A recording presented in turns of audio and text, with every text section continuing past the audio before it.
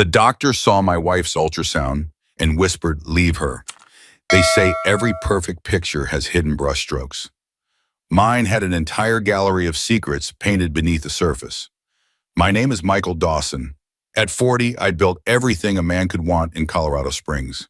A thriving road construction company with contracts across 3 states, a sprawling 5-bedroom house in the most prestigious neighborhood, and what I thought was a picture-perfect family.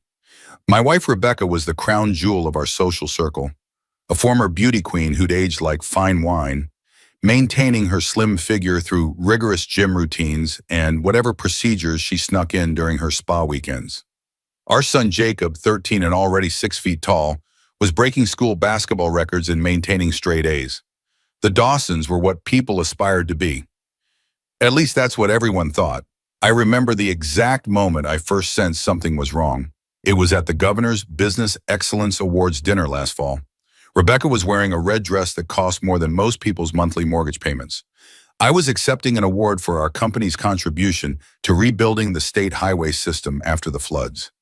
As I thanked my supportive and loving wife from the podium, our eyes met across the crowded ballroom.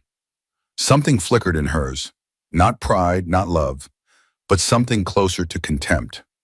It was gone in an instant, replaced by her practiced smile, but I saw it.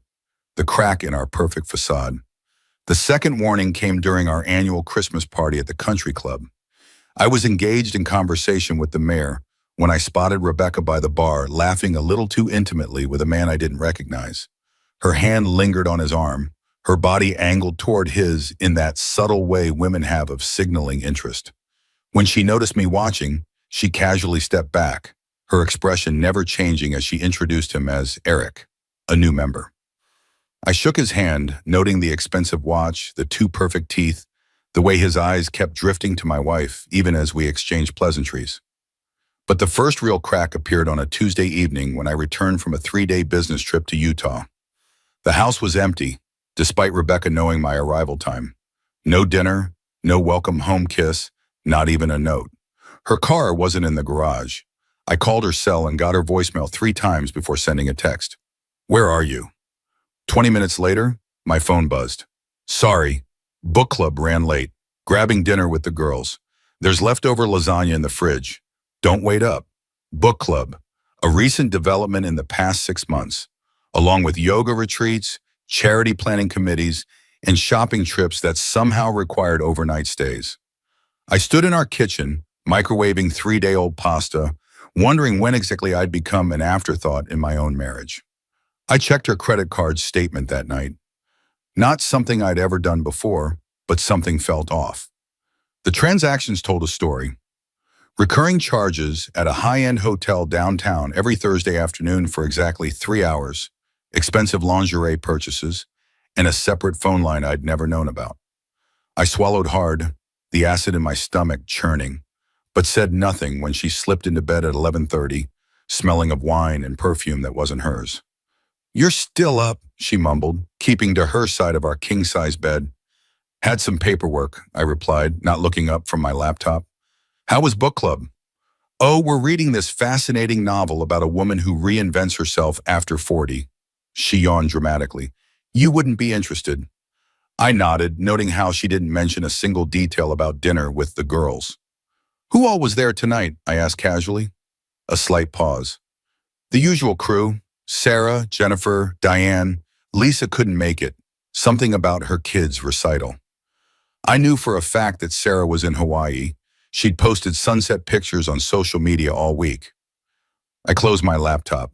"I'm beat. Good night, Becca." "Good night," she replied, turning away from me. I stared at the ceiling for hours, mapping out the distance that had grown between us. When had her smile stopped at reaching her eyes when I entered a room? When had her kisses become perfunctory? When had "I love you" transformed into an empty pleasantry, like asking about the weather? For the next few days, I paid closer attention. I noticed how Rebecca's phone was never out of her reach, how she always took calls in another room, how she changed her password on her laptop. Small things that painted a larger picture. The breaking point came on a Sunday afternoon. Jacob was at a friend's house for a sleepover, and Rebecca and I were home alone, a rare occurrence lately. I suggested we go out to dinner, maybe catch a movie like we used to. She made an excuse about having a headache, yet 30 minutes later, I overheard her on the phone in our walk-in closet, voice low but excited, making plans to meet someone. When she emerged, I was sitting on the bed, flipping through a magazine with forced casualness. "Feeling better?" I asked. She startled slightly. "What?" "Your headache. You seem better." "Oh yes, the ibuprofen kicked in." She busied herself with her jewelry box. "Actually, Jennifer just called. Her husband's out of town and she's having a crisis with her teenager. I told her I'd come over for a bit. You don't mind, do you?" I smiled thinly. "Of course not. Tell Jennifer I said hello." After she left, I called Jennifer myself, using the excuse that Rebecca had forgotten her phone charger and I wanted to drop it off. Jennifer sounded confused. "Rebecca? No, I haven't spoken to her in weeks. Is everything okay?" "Just a mix-up," I said smoothly. "Sorry to bother you." That night, I sat in my car across from a trendy downtown restaurant, watching through the window as my wife laughed and touched the arm of a man I now recognized as Eric from the Christmas party. They looked like lovers, comfortable, intimate, oblivious to anyone else in the room. I took photos with my phone, feeling strangely detached, as if I were a private investigator on a case rather than a husband witnessing his marriage crumble. 2 weeks later, Rebecca announced she was pregnant. "Pregnant?" I repeated, nearly choking on my coffee. We hadn't been intimate in almost 3 months. Always an excuse, always too tired or not feeling well. "Yes," she beamed, eyes shining with what looked like genuine happiness for the first time in ages. "Isn't it wonderful? I know we weren't planning it, but I think this is exactly what our family needs right now. A fresh start." I placed my mug down carefully, mind racing through calculations. "How far along?"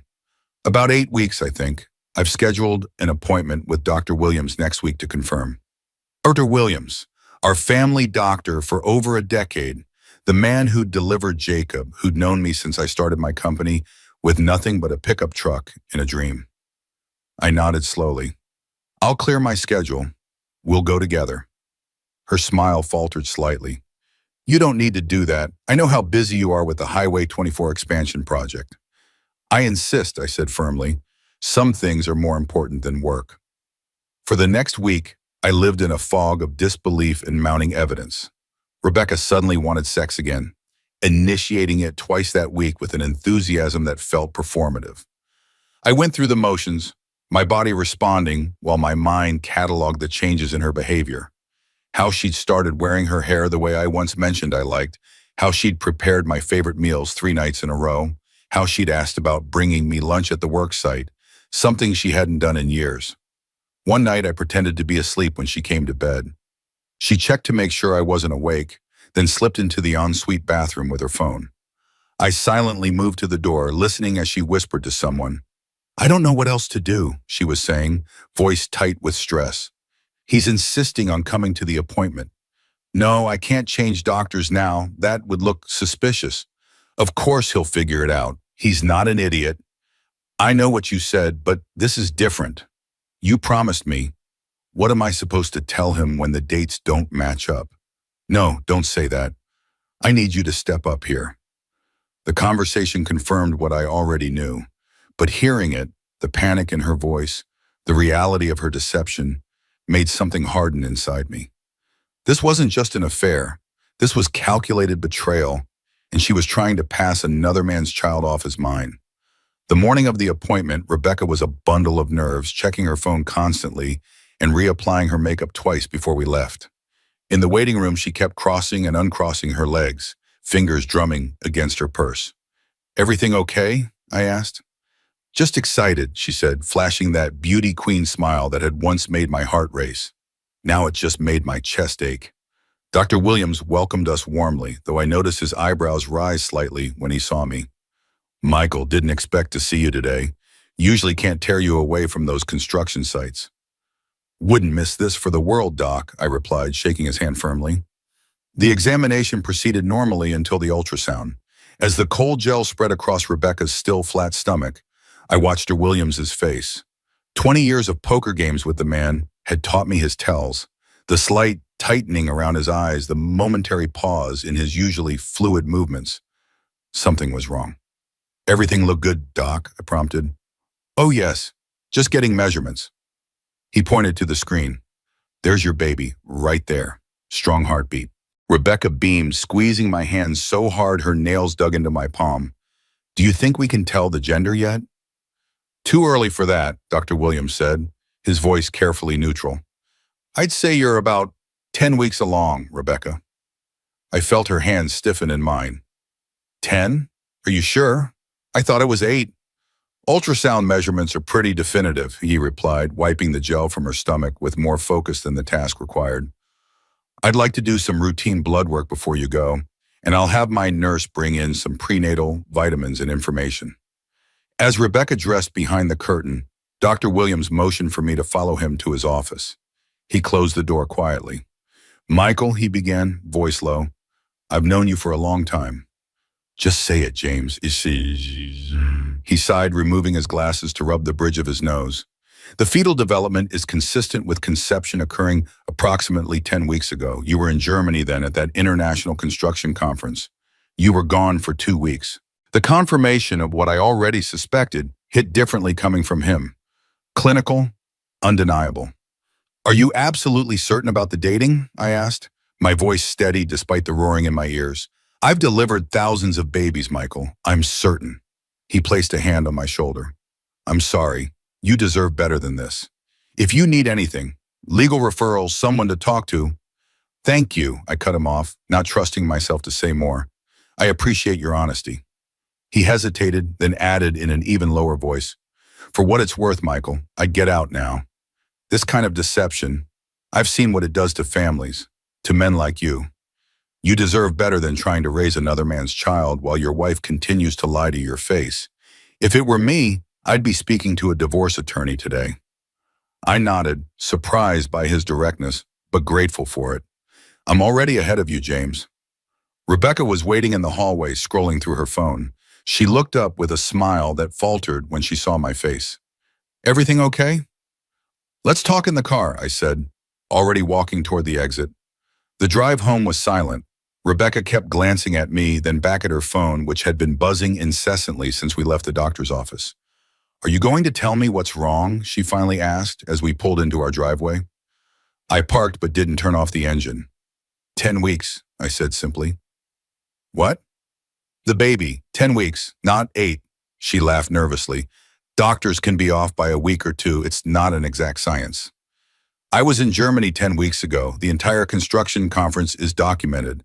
Hundreds of witnesses, flight records, hotel stays." Her face paled slightly, but she recovered quickly. "Then the doctor is wrong, simple as that. Dr. Williams delivered our son. He's been practicing for 30 years. He's not wrong." Her expression hardened. "What exactly are you accusing me of, Michael?" I looked at her, really looked at her, the woman I'd built a life with for 15 years, the mother of my child, a stranger. "I'm not accusing, I'm stating facts. That child isn't mine." "How dare you?" she hissed, tears welling in her eyes. Perfect timing as always. Rebecca could cry on command, a talent from her pageant days that had won her many arguments over the years. "I have been nothing but faithful to you. If you want a paternity test, fine, we'll do it. But I will never forgive you for this, Michael, never." "I'm staying at the Marriott tonight," I said, putting the car in reverse. "I need time to think." "You're leaving me? Just like that? I'm pregnant." "Yes," I replied, meeting her gaze. "You certainly are." As I drove away, my phone lit up with texts from Rebecca, oscillating between rage and tearful pleas. I ignored them all. By the time I reached the hotel, she'd left 3 voicemails, each more desperate than the last. The final one was particularly revealing. "Michael, please, we need to talk about this. You're jumping to conclusions. I've always been faithful. You have to believe me. Whatever James said, he's wrong. Please come home. I'm scared. I don't want to lose everything we've built together. I love you. Please call me back." Not "I love you and only you." Not "I've never been with anyone else." Just "I don't want to lose everything we've built together." Even in crisis, her priorities were clear.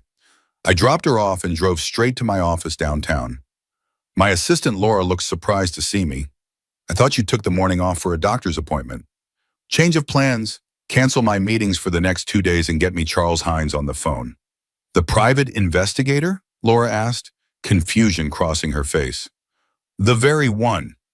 Charles and I had worked together before.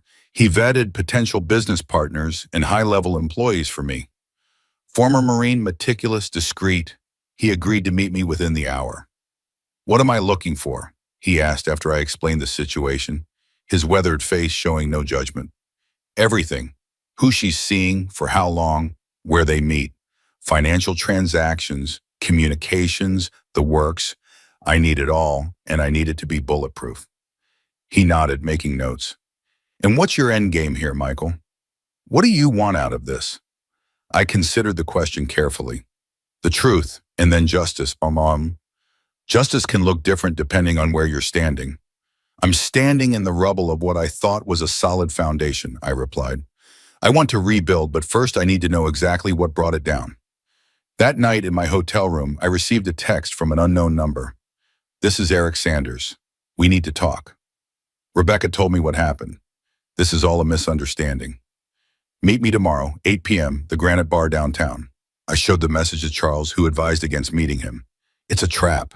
They're trying to control the narrative now that they've been caught. He'll either try to intimidate you or smooth talk you. Either way, you gain nothing. I agreed, but asked Charles to have someone observe the meeting place. Let's see who shows up and what they do when I don't appear. The next day, Charles sent me photos of Rebecca and Eric arriving separately at the Granite Bar, looking tense, sitting close together in a booth, clearly arguing. In one shot, Rebecca was crying while Eric looked annoyed, checking his watch repeatedly. They left after an hour, not together but within minutes of each other. Charles delivered his first full report 3 days later.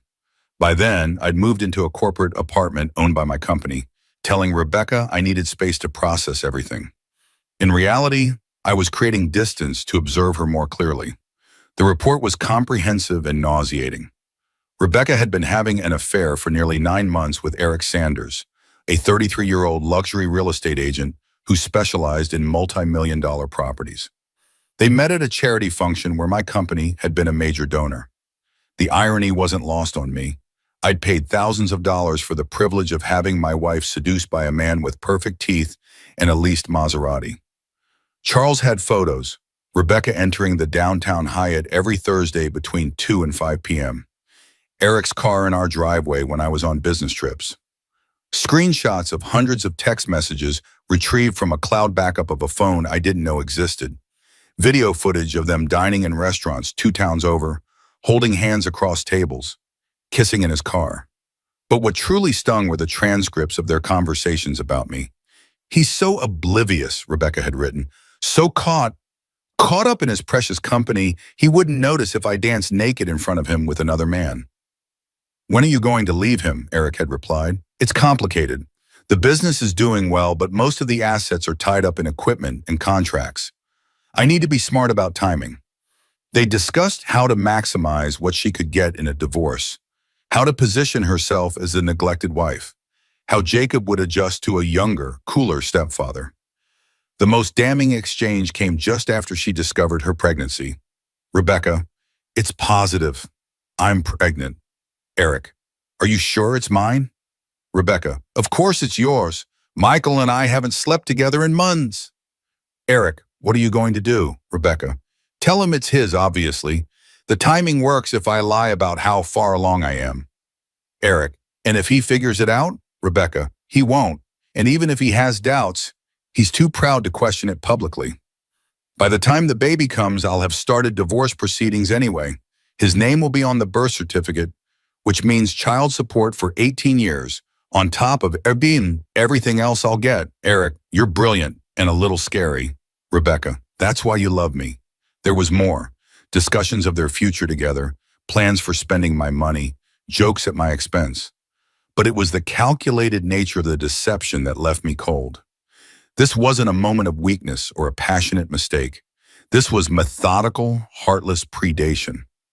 I closed the file after reading everything twice, a strange calm settling over me. The betrayal was so complete, so methodical, that it had transcended pain and transformed into something else. Cold, clear purpose.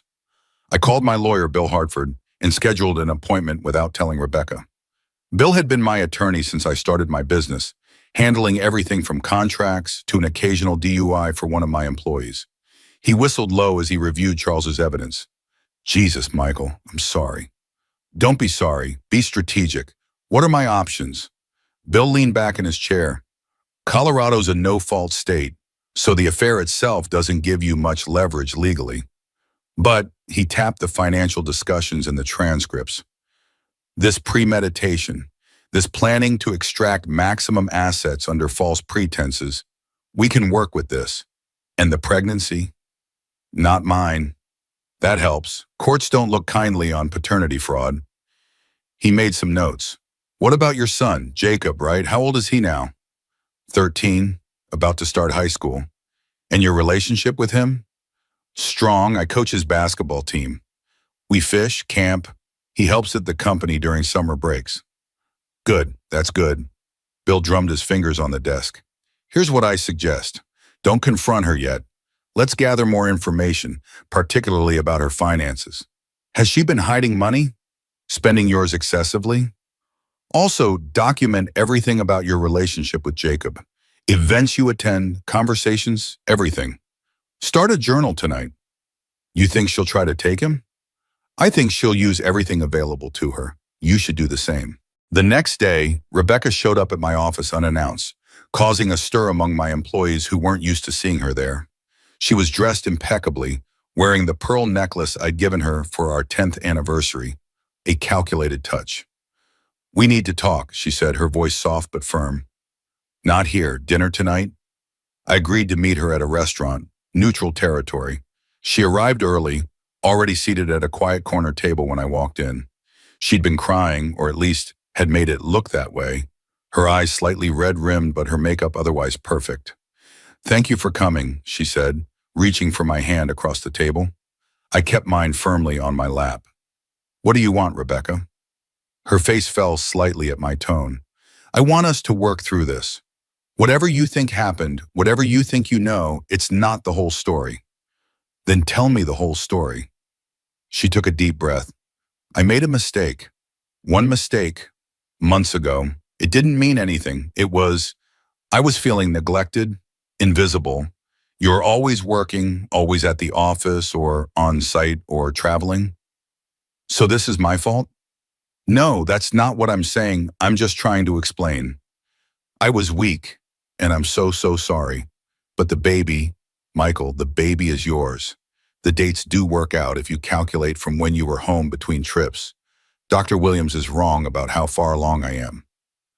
I let her talk, watching the performance with detached fascination. She cried at the right moments, touched my arm pleadingly, spoke of redemption and second chances and family. Are you finished? I asked when she paused for breath. She blinked, thrown by my calm. Michael, did you hear anything I said? I'm trying to save our marriage here. Our marriage ended the moment you decided to sleep with Eric Sanders. Yes, I know his name. I know where you meet him, what you do together, what you say about me when you think no one's listening. I know about the secret phone, the plans to divorce me once you'd secured your financial position, the jokes about how stupid I am. The color drained from her face. You've been spying on me? I've been protecting myself and my son. Speaking of whom, how is Jacob handling all this? Does he know his mother is planning to leave his father for a younger man? Does he know about the half-sibling you're planning to pass off as mine? Her expression hardened. You wouldn't dare tell him. I'm not going to have to. He already suspects something's wrong. Kids aren't stupid, Rebecca. They sense these things. What do you want? She asked, all pretense of reconciliation gone. A divorce. My terms.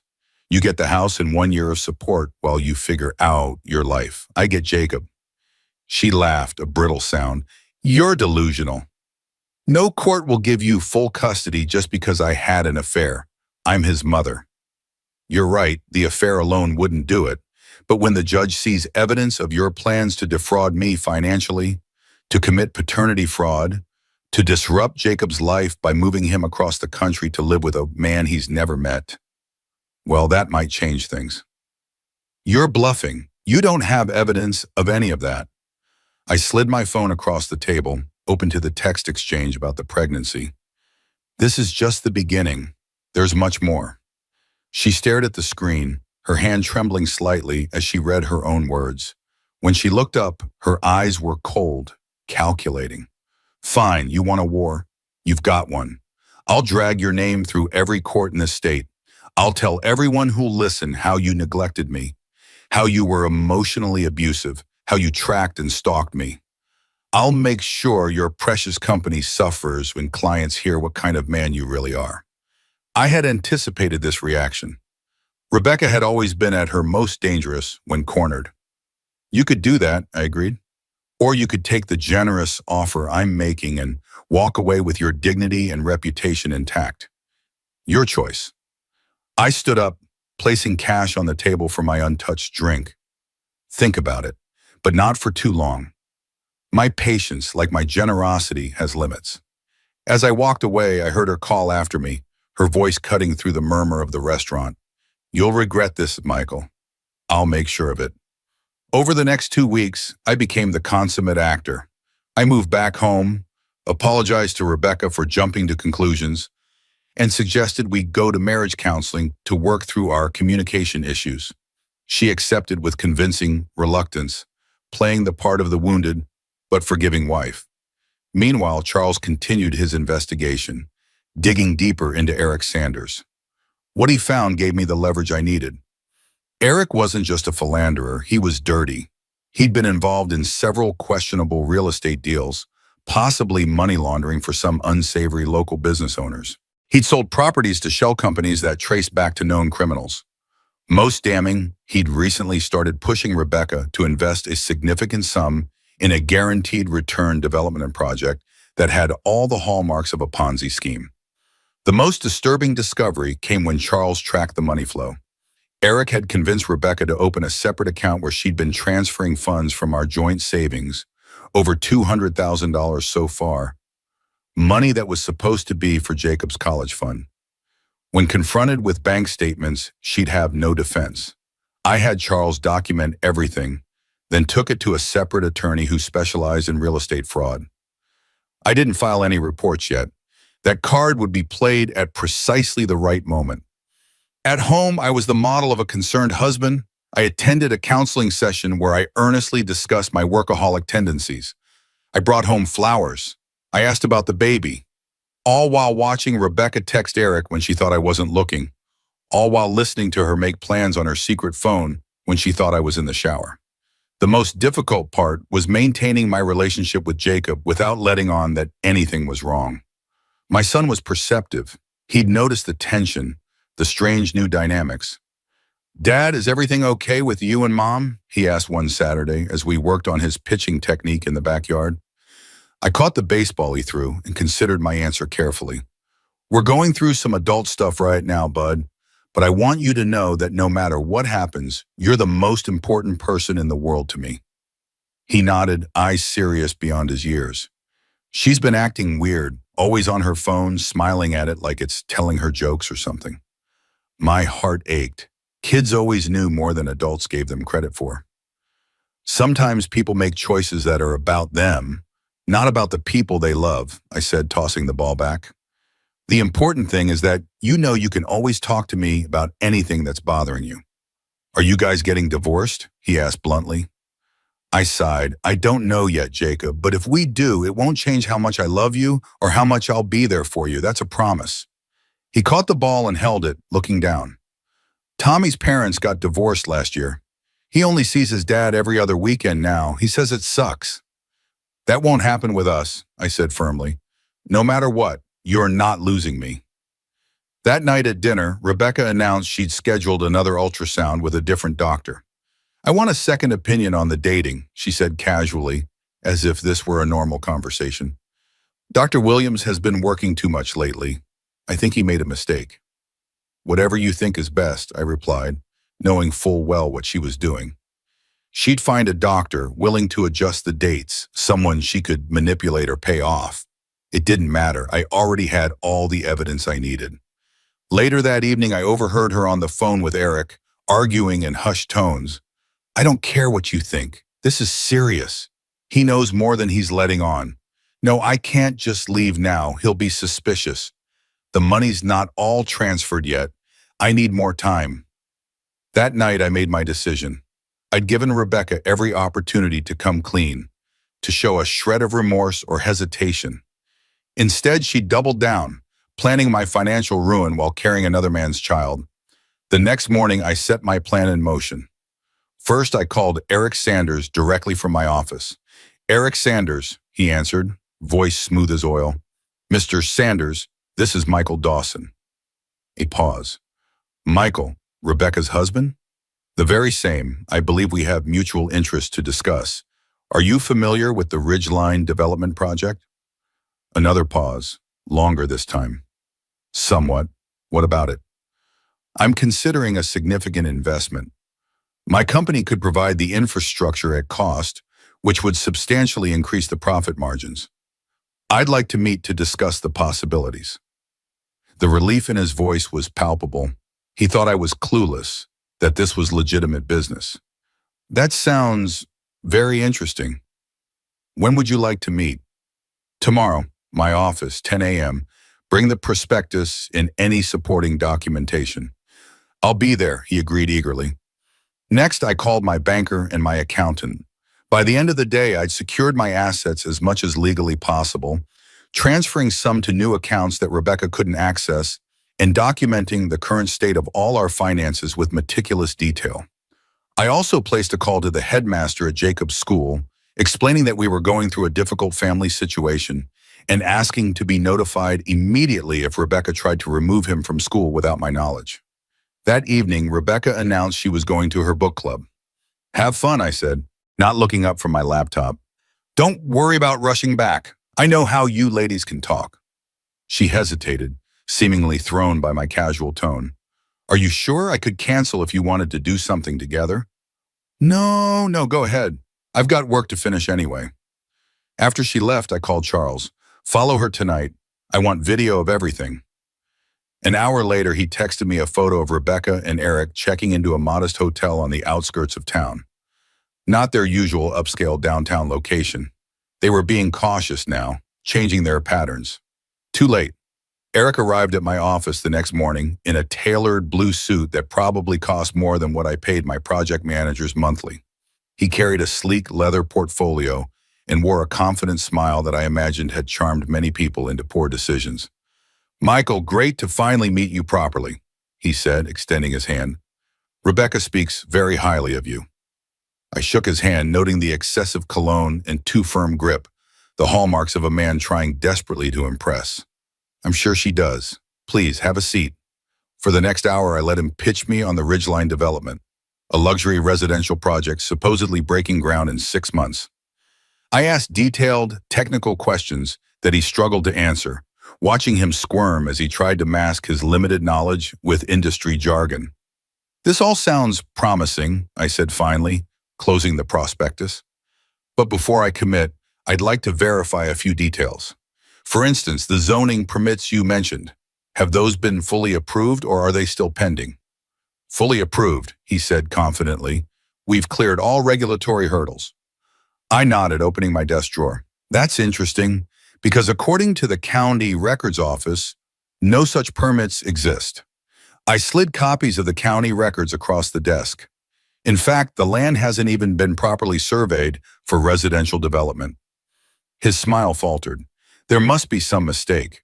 My partners handle the regulatory side. Your partners, I interrupted. Like Martin Keller? The same Martin Keller who's currently under investigation for real estate fraud in Denver? Eric's face drained of color. How do you... Or perhaps you meant James Wilson, whose last 3 development projects never broke ground despite collecting millions in investor funds? Listen, Michael, I think there's been a misunderstanding. No misunderstanding, I said calmly, placing a flash drive on the desk. This contains documentation of every fraudulent deal you've been involved in for the past 5 years. wire transfers to shell companies, falsified property valuations, kickbacks from contractors. Very thorough. He stared at the flash drive as if it might bite him. What do you want? What do I want? I repeated, leaning forward. Let me be clear, Eric. This isn't a blackmail situation. I'm not demanding money. I'm not threatening you yet. I'm simply informing you that I know exactly who and what you are. I don't understand. You will. I stood up. I also know about your relationship with my wife. His eyes widened, genuine fear crossing his face for the first time. Michael, I can explain. Save it. Here's what's going to happen. You're going to end things with Rebecca today. You're going to tell her that you're not interested in playing daddy to her baby. You're going to make it crystal clear that she means nothing to you. And then you're going to leave town. Permanently. You can't just... I'm not finished, I cut him off. If you don't do exactly as I say, copies of this drive go to the district attorney, the real estate commission, and every developer in a 100-mile radius. Your career, your freedom, gone. He swallowed hard. And if I do what you ask, then maybe I don't ruin your life, though God knows you deserve it. Eric left my office visibly shaken. I gave him 3 hours, then sent Rebecca a text asking if she could meet me for lunch. Something urgent had come up. She agreed immediately. I chose a quiet corner table at an upscale restaurant downtown where we'd celebrated our anniversary just 6 months earlier. Rebecca arrived looking flustered, her normally perfect makeup hastily applied, eyes slightly red. What's so urgent? She asked as she sat down. I had an interesting meeting this morning, I began, studying her face. Eric Sanders came to my office. She froze, her hand halfway to her water glass. Who? Please, Rebecca, don't insult me further. Her shoulders slumped slightly, the facade cracking. How long have you known? Long enough. I know about the affair, the hotel meetings, the secret phone. I know the baby isn't mine. I know about the Ridgeline investment scam you two were planning. I know everything. She was silent for a long moment, calculation visible behind her eyes. Then, surprising me, she laughed, a hollow, empty sound. Well, this is inconvenient timing, she said, reaching for her water. Eric just broke things off with me. Rather cruelly, I might add. Something about not wanting to raise another man's child. She took a sip, watching me over the rim of her glass. But I suppose you had something to do with that. I simply showed him who he really is. He made his choice. And now what? You've had your revenge. Are we supposed to go back to normal? Pretend none of this happened? I placed a manila envelope on the table. Divorce papers. My terms are reasonable. The house is yours. I'll provide fair spousal support for 1 year. Time for you to establish yourself. Jacob stays with me, with generous visitation for you. I've already secured an apartment near his school. You expect me to just roll over and accept this? I'm entitled to half of everything, Michael. Half of your company, half of our investments. And Jacob is my son too.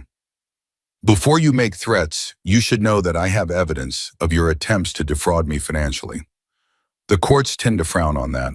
As for Jacob, you're welcome to fight me on custody, but be prepared for him to see all the evidence of your affair, your lies, your prioritizing your lover over his well-being.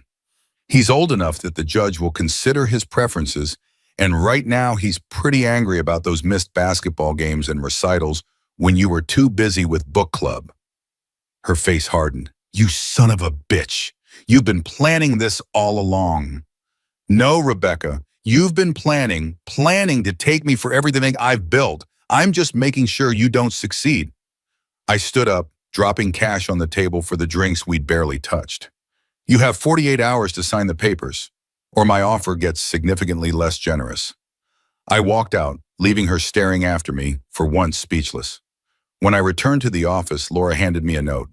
A woman called for you while you were out. Wouldn't leave her name, but said it was urgent. Something about Rebecca and that you'd want to hear what she has to say. She passed me a phone number. I recognized the area code, Denver, but not the number. Curious, I called from my office line. Hello? The woman's voice was hesitant, nervous. This is Michael Dawson. I believe you called me earlier? Yes, my name is Amanda. Amanda Wilson. I'm not sure how to say this, but I think you should know that your wife has been having an affair with my husband, Eric Sanders. I sat back in my chair, surprised by this unexpected development. Mrs. Wilson, I'm aware of the situation. In fact, I just confronted both of them today. A pause. Oh, I see. Then you know about the baby? Yes, Rebecca is pregnant with Eric's child. No, Mr. Dawson, I mean my baby. I'm 7 months pregnant with Eric's child. We've been separated for almost a year, but still legally married. He's been paying me to keep quiet about it while he sets up his new life with your wife. The revelation hit me like a physical blow. Not because I cared about Rebecca anymore, but because the levels of deception kept unfolding like some grotesque origami. Mrs. Wilson, I think we should meet. There's a lot we need to discuss. That evening, I sat Jacob down and told him a carefully edited version of the truth, that his mother and I were separating because she had been unfaithful. I emphasized that none of it was his fault and that we both loved him, even if we couldn't be together anymore. Is that why she's been acting so weird? Because she was cheating on you? He asked, his young face struggling with adult concepts. People make mistakes, Jacob. Your mom made some bad choices, but that doesn't mean she doesn't love you. He was quiet for a while, processing. Are you sad, Dad? The question caught me off guard. Was I sad? I'd been so focused on uncovering the truth, on protecting myself and Jacob, that I hadn't really examined my own feelings. I'm sad about what we've lost, I answered honestly. I'm sad that the family we had isn't what I thought it was. But I'm not sad about moving forward. Sometimes the hardest step is the most necessary one. He nodded solemnly. I want to live with you. We'll work it all out, I promised, though internally I was relieved. For now, let's just take it one day at a time. Later that night, Rebecca came home in a whirlwind of rage and panic. She'd been drinking, something she rarely did, and her perfect composure had cracked completely. You've ruined everything, she shouted, storming into our bedroom, where I was calmly packing a suitcase. Eric is gone. Disappeared. His phone is disconnected, his office cleaned out. What did you do? I didn't do anything. Eric made his own choices. Liar. She grabbed a framed photo from our dresser, us in happier times, on a beach in Hawaii, and hurled it against the wall. Glass shattered across the hardwood floor. You threatened him, didn't you? Blackmailed him. I continued folding a shirt, refusing to match her hysteria. I simply showed him evidence of his own crimes. What he did with that information was up to him. You had no right, her voice cracked, mascara streaking down her flushed cheeks. You've destroyed my life. No, Rebecca, you did that all on your own. I zipped the suitcase closed. I'm taking Jacob to my apartment tonight. You need time to calm down and think about your next steps. The divorce papers are on the kitchen counter. My offer stands for 48 hours. I'll fight you, she hissed, blocking the doorway. I'll take everything. The house, the company, Jacob. You'll have nothing when I'm done with you. I looked at her, this stranger wearing my wife's face, and felt nothing but pity. Move aside, Rebecca. You're scaring our son. She whirled around to find Jacob standing in the hallway, wide-eyed and pale, a backpack clutched in his hands. The sight of him seemed to shock her back to reality. Jacob, honey, she said, her voice instantly softening. I'm sorry you heard that. Mom and Dad are just having a disagreement. I want to go with Dad, he said quietly, his young face set in lines too old for his years. But sweetheart, I heard you, Mom. I heard what you said about taking me away from Dad. I don't want to go anywhere with you right now. The words hit her like physical blows. She staggered slightly, reaching for the doorframe to steady herself. Jacob, please. You don't understand. I understand enough. He looked up at me. Can we go now, Dad? I nodded, placing a hand on his shoulder. Go wait in the car. I'll be right there. As he walked away, Rebecca collapsed against the wall, sliding down to sit on the floor, her designer dress fanning out around her like a deflated parachute. He hates me, she whispered. No, he's hurt and confused. Give him time. I picked up my suitcase. Give yourself time too, Rebecca. This isn't who you are, or at least not who you used to be. Figure out what you really want, what really matters. Then we can talk about Jacob's future. I left her there, surrounded by the shards of our broken life, and didn't look back. Rebecca signed the papers the next day. Not out of cooperation but necessity, Eric had apparently disappeared, clearing out his office and listing his condo for sale. Without her backup plan, she had little choice but to accept my terms. The months that followed were a blur of lawyers, court appearances, and adjusting to our new normal. Jacob and I moved into a comfortable 3-bedroom apartment closer to his school, while Rebecca stayed in the house, though she rarely seemed to be there, traveling frequently to clear her head. The baby was born 7 months after our separation, a healthy boy whom Rebecca named Alexander. I felt nothing when I heard the news. Not anger, not regret, just a distant acknowledgement of a life that had nothing to do with mine. DNA tests later confirmed what we already knew. Eric was the father. But by then, he'd fled to Mexico, leaving Rebecca to face both her personal and legal problems alone. The most unexpected development came 6 months after Alexander's birth. Amanda Wilson, Eric's estranged wife, reached out to me again. She delivered a healthy baby girl and was struggling financially since Eric had stopped sending support. Her attorney had discovered that Eric had been using her identity to secure loans for his fraudulent developments. She was facing potential legal troubles herself unless she could prove she wasn't involved. I connected her with my attorney, who helped clear her name. In gratitude, she shared critical information about Eric's financial dealings that helped me recover most of the money Rebecca had siphoned from our accounts. It was a strange alliance born of shared betrayal, but it brought a measure of justice to an unjust situation. Rebecca eventually started dating a pharmaceutical sales rep and moved to Phoenix, seeing Jacob mainly on holidays and for 2 weeks in the summer. It wasn't the co-parenting relationship I'd hoped for, but Jacob seemed to adjust well, throwing himself into basketball and developing an interest in engineering that made me quietly proud. My company continued to thrive. I expanded into neighboring states, secured larger contracts, and even won a small business leadership award that resulted in a profile in a national trade magazine. Life moved forward, wounds healed, lessons were learned. The real shock came 2.5 years after the divorce. I was reviewing expansion plans for a new highway project when Laura rushed into my office, her face pale. "Michael, you need to see this," she said, handing me her tablet. On the screen was a news article. Prominent real estate developer arrested in multi-million-dollar fraud scheme. Eric Sanders' mugshot stared back at me, his perfect white teeth now set in a grim line. I skimmed the article. Eric had been arrested in Florida for orchestrating a massive investment fraud that had swindled dozens of wealthy retirees out of their life savings. The scheme had striking similarities to the Ridgeline development he'd tried to pitch me. Among the victims listed was a name that made my blood run cold: Rebecca Dawson. I called Rebecca that evening, surprising both of us. "You saw the news," she said flatly when she answered. "I did. How bad is it?" A bitter laugh. "Bad. He took everything, Michael. The money from the house sale, my savings, even borrowed against Alexander's college fund I'd started. Nearly $800,000 gone." I closed my eyes, feeling a complicated mix of vindication and unexpected pity. "I'm sorry, Rebecca." "No, you're not," she shot back, but without real venom. "You warned me. You knew exactly what he was, and I was too stubborn and proud to listen." There was a heavy silence between us. "How's Alexander?" I asked finally. "Growing fast, looks just like his father." Her voice cracked slightly.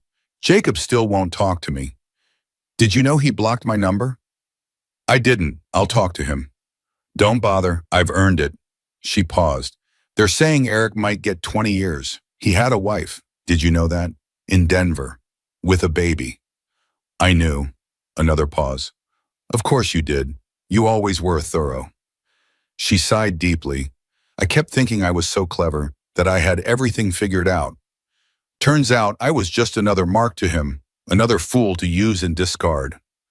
For the first time since discovering her betrayal, I felt a flicker of the connection we'd once shared.